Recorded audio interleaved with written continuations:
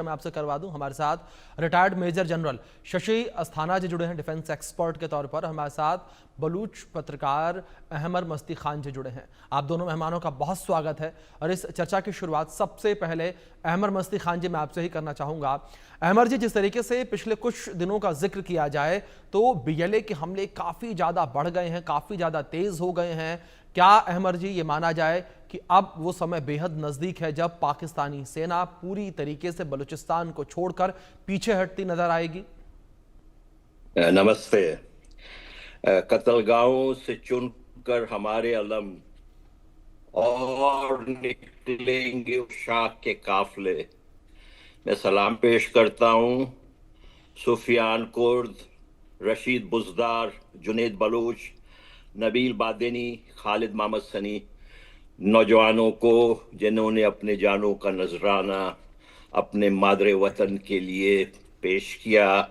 पाकिस्तान के special services group के जिहादियों को ठिकाने लगाते हुए इन्होंने अपने वतन से मोहब्बत का सबूत देते हुए अपने अटल हो गए, वो अमर हो गए। उनके माओं को मेरा सलाम, उन बलूच माओं को जो इस किस्म के निडर सपूत पैदा करते हैं। देखिए, इनमें जो एक जिनका नाम सुफियान कुर्द है, इनका दादा जो है उनका नाम अब्दुल रहमान कुर्द था, बहुत ही मशहूर बलूचिस्तान के। वो उनको अयूब खान ने भी जेल में डाला था और भुट्टो ने भी जेल में डाला था।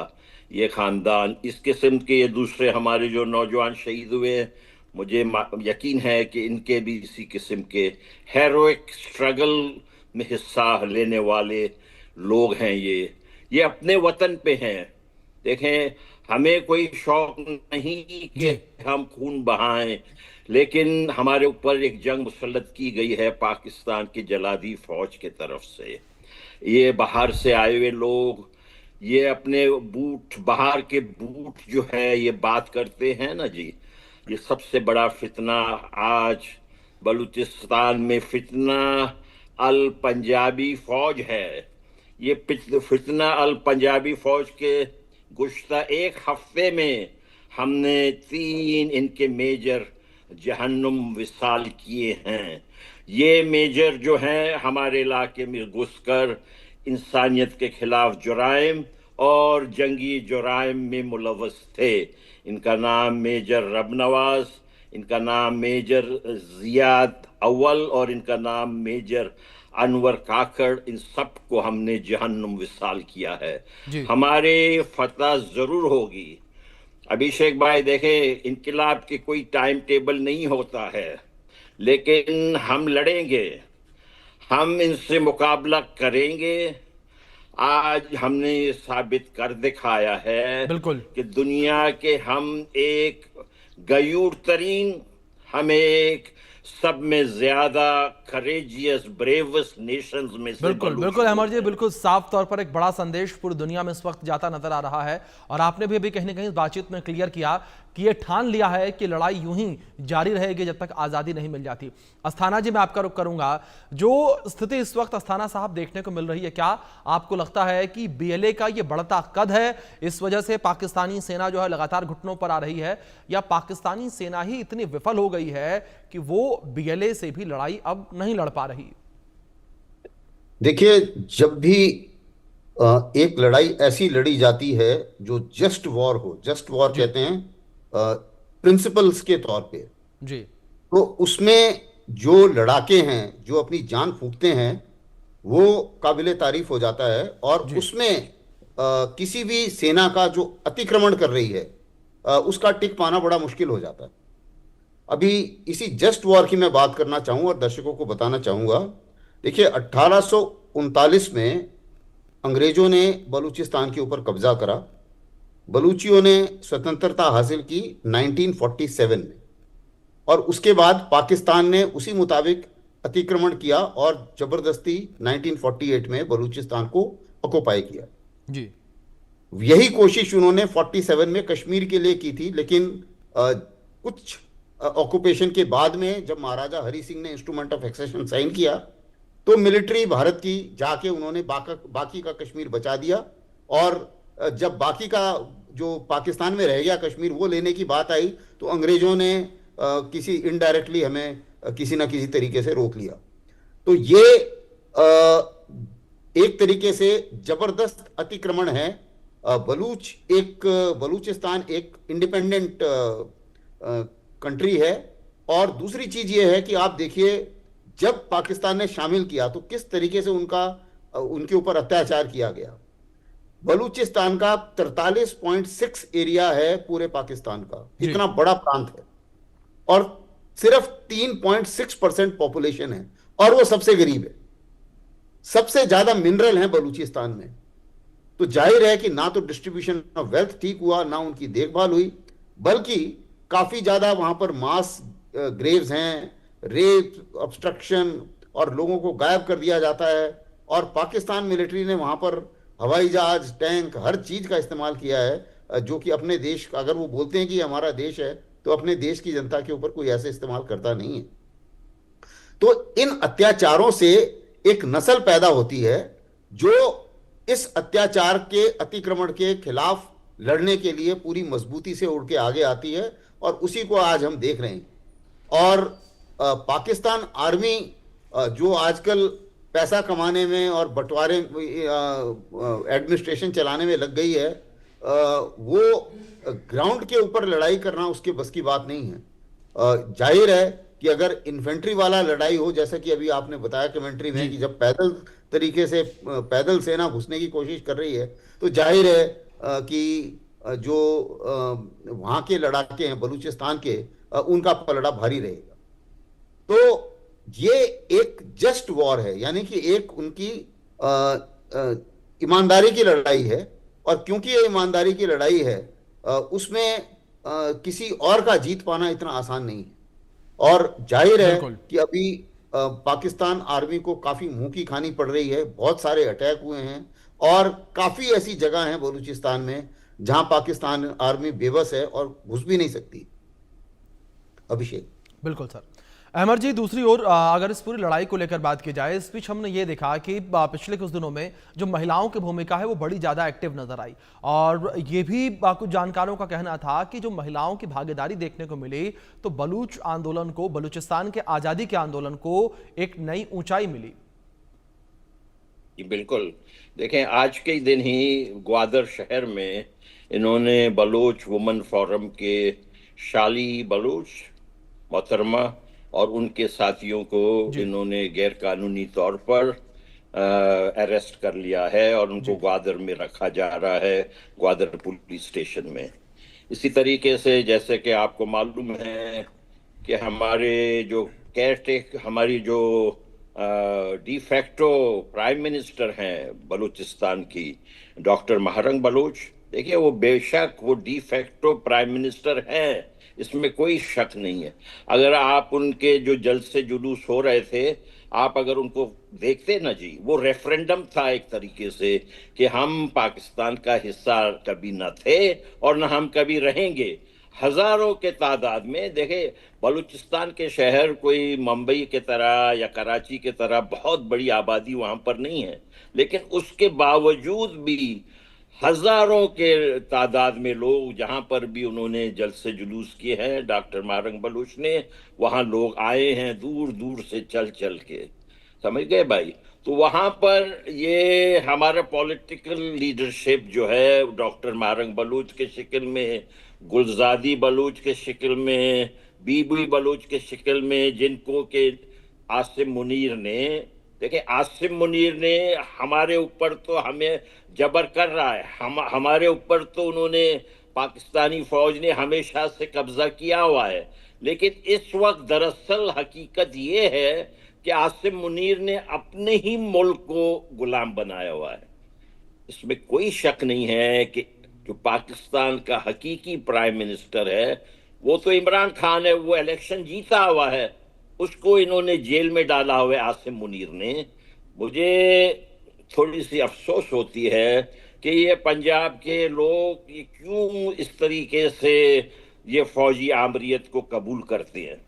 अगर पंजाब वाले उठ खड़े हों और कहे कि नहीं भाई हमें ये फौजी मंजूर नहीं है, अगर वो ये उठ खड़े हों कि ये फौजियों का जो नजरिया है गलत, टू नेशन और नफरत, देखें इन फौजी का नजरिया हमेशा से ही इंडियन हेट्रेड, हिंदू हेट्रेड, इस बकवास पे ये लोगों का नजरिया रहा है। समझ रहे हैं ना जी अभिषेक जी? बिल्कुल। हमारा इनके नजरिए से कोई काम ही नहीं है, ना कभी पहले था ना आगे चलकर रहेगा। हम जो हैं, या ये जो 30 मिलियन बलूच है लोग हैं हमारी, हम अपने एक जिद्दोजहद कर रहे हैं। मैं अपने बड़े भाई यहाँ जो मौजूद हैं जनरल साहब, उनका शुक्रिया अदा करता हूँ कि वो हमारे तहरीक को जस्ट स्ट्रगल कह रहे हैं। और देखें आपके यहाँ इस किस्म के मुहज्जब किस्म के जनरल हैं थिंकिंग, हमारे यहाँ ये जो जिहादी है, आप देखें आसिम मुनीर की लैंग्वेज आप देख लें, ये कोई आर्मी चीफ को जेब देता है कि आप आके अपने ही लोगों को कहें कि आप जो है हमसे 10 नस्लों तक नहीं लड़ सकते हैं। देखें हमने फैसला किया हुआ है अभिषेक भाई, हमारे बिल्कुल पास कोई टाइम टेबल नहीं है कि कब होगा, जी लेकिन हम इनसे 10 नस्ल नहीं, हम 100 नस्ल तक लड़ेंगे, लेकिन हम खामोश नहीं बैठेंगे। हम पंजाबियों को अपने इलाके पे गलबा लेने की इजाजत नहीं देंगे। बिल्कुल। अमर जी, ये एक बड़ा संदेश आपने दिया, जिस तरीके से आपने कहा कि हमारी 10 पुश्तें भी आगे जो है लगातार लड़ती रहेंगी जब तक ये लड़ाई एक नतीजे पर नहीं पहुंच जाती। अस्थाना जी, दूसरी ओर पाकिस्तान को लेकर बात की जाए तो लगातार ये कहा जा रहा है कि पाकिस्तान इस वक्त चारों तरफ से घिरा नजर आ रहा है और कई हिस्सों में टूटता नजर आ रहा है। सिंध को लेकर बात करें, सिंधुस्तान की मांग वहां पर, बलूचिस्तान लंबे समय से अपनी लड़ाई लड़ रहा है, पंजाब भी अलग होने की मांग कर रहा है। दूसरी ओर खैबर पख्तूनख्वा के हिस्से में जाएं तो वहां पर भी टीटीपी का बोलबाला लगातार बढ़ रहा है। टीटीपी खैबर पख्तूनख्वा पर, वजीरिस्तान पर कब्जा करने की तैयारी में है। बिल्कुल, जो पाकिस्तान में शासन है, जी बल्कि शासन नहीं उसको कुशासन कहा जाए, बिल्कुल सर। तो चाहे वो माली हालात हैं, चाहे वो अतिक्रमण है, चाहे वो लोगों के ऊपर अत्याचार है, चाहे वो पश्तून्स के ऊपर अत्याचार है, चाहे वो पीओके के ऊपर अत्याचार है, या गिलगिट बाल्टिस्तान के लोगों के ऊपर अत्याचार है, तो ये सब चीज़ें जो हैं अपना असर दिखा रही हैं। और अभी क्योंकि पाकिस्तान में मिलिट्री का बोलबाला है, तो ये जबरदस्ती उनको दबाने के कोशिश में हैं। और कुछ बाहर की ताकतें जो हैं, जैसे चाहे वो चीन हो चाहे वो अमेरिका हो, उनको ये सूट करता है और इसलिए वो पाकिस्तान मिलिट्री का साथ देते हैं, और उनकी मदद भी करते रहते हैं। और क्योंकि ये मदद उनको मिल रही है तो उन्हें लगता है कि नहीं, अभी मुझे कोई परेशानी नहीं है, अगर मुझे चीन और अमेरिका से मदद मिल रही है तो मैं ये कर सकता हूं और मैं इन्हें दबा पाऊंगा। तो वो इस कॉन्फिडेंस से आगे चले जा रहे हैं। और जहां तक बाकी सूबों का सवाल है, चाहे से खैबर पख्तूनवा है, वहां पर भी कई इलाके हैं जहां पाकिस्तान मिलिट्री अभी घुस नहीं सकती है। और देखिए सब जगह यही प्रॉब्लम है। जहां तक पश्तून की प्रॉब्लम है, उनका भी काफी बड़ा तगमा जो है वो अफगानिस्तान में है। और ये ड्यूरेंट लाइन वो नहीं मानते। ये ड्यूरेंट लाइन एक जबरदस्ती थोपी हुई लाइन है, जो पश्तूनी कौम को अलग करती है। उसी मुताबिक अगर आप बलूचिस्तान को भी देखें, तो जो पाकिस्तान में बलूचिस्तान है वो तकरीबन 70% है। जी कुछ बलूची ईरान में रहते हैं और कुछ अफगानिस्तान में रहते हैं, और वो भी एक ग्रेटर बलूचिस्तान की भी मांग करते हैं। और उसी मुताबिक पश्तून भी दोनों अलग नहीं हैं, जो चाहे ड्यूरेंट लाइन के इस तरफ हैं या उस तरफ हैं। तो ये सब चीज़ों को आप एक जबरदस्ती अतिक्रमण करके आपने एक देश तो बना लिया, लेकिन अब उस देश को इकट्ठे रख पाना, ये टाइम ही बताएगा कि ये रख पाएंगे इकट्ठा या नहीं रख पाएंगे, क्योंकि आवाज़ें इस तरीके से आ रही हैं। और बाहर की मदद से कोई देश चलता नहीं है ज़्यादा दिन।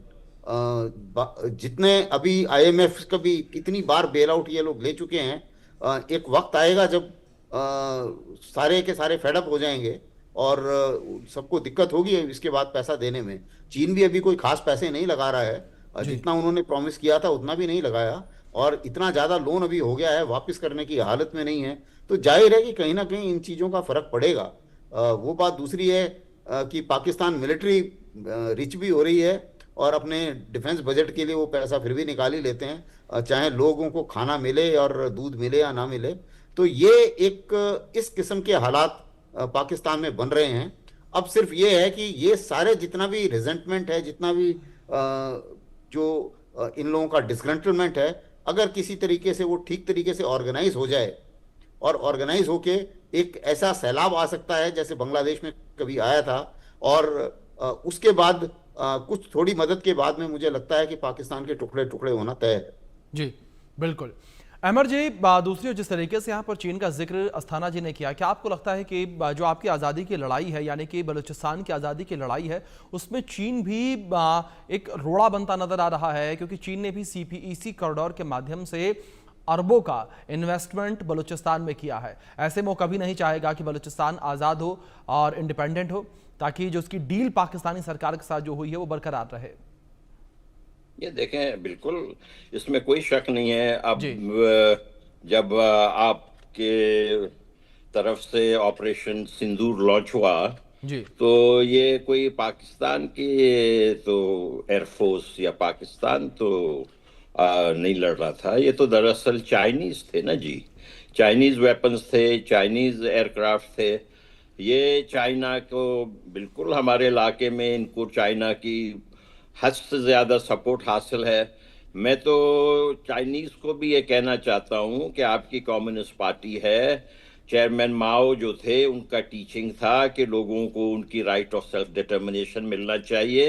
ये जो चाइनीज़ कम्युनिस्ट पार्टी वहाँ जो हुक्मरान हैं, ये तो चेयरमैन माओ के पता नहीं उन्होंने कितना फॉलो किया, नहीं किया अपने मुल्क में, तो शायद उन्होंने किया नहीं, लेकिन उनका तो ये था कि कौमों को हक के खुद इख्तियारी मिलना चाहिए। ये माओ के टीचिंग्स थे। ये चाइना में जो इस वक्त हुक्मरान पार्टी है वो माओ के टीचिंग को फॉलो नहीं कर रहे हैं, और इन जल्लादी जिहादी, अभी भी आसिम मुनीर वहां पहुंचे हुए हैं, अभी आसिम मुनीर वहीं अपने चीनी अब्बा के पास पहुंचे हुए हैं। ये जी अपने चाइनीज अब्बा के पास जाएं या अमरीकी मामा के पास जाएं, देखें हमारे लोगों ने फैसला किया हुआ है कि हम इनको अपने इलाके से निकालेंगे।